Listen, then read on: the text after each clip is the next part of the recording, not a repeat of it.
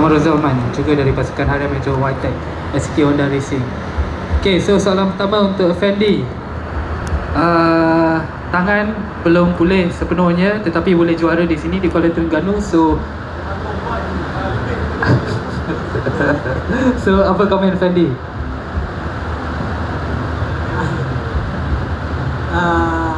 Terima kasih kepada ni lah. Saya bersyukur kepada rezeki yang diberi pada Allah hari ini, di mana kalau difikirkan secara logik mungkin saya tak mampu untuk menangi perlombaan hari ini. Pemandangan track ini adalah track technical, tapi rezeki berpihak kepada saya pada kali ini. Jadi saya amat gembira.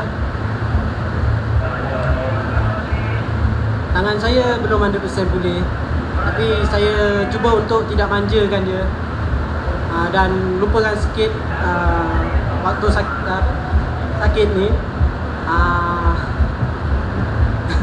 Tak tahu dah cakap.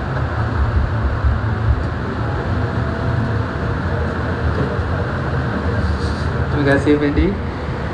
Okay, Zakwan. Semalam Zakwan fastest, tapi tadi ketika super pole nak dapat pole tu tak jadi ya.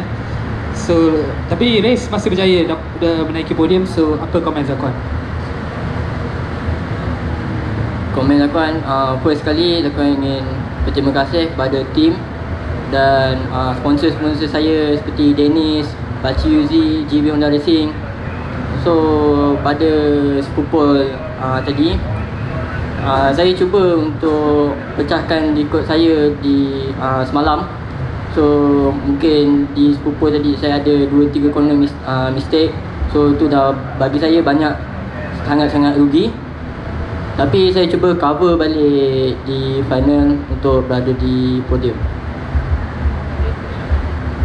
Race tadi ikutkan memang sangat sengit sebab banyak pelumba yang laju, motor pun lebih kurang sama.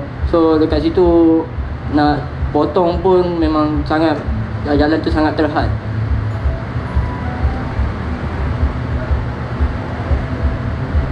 Terima kasih Zakwan. Seterusnya Azlan Shah. So Azlan, bagaimana tentang perlombaan hari ini?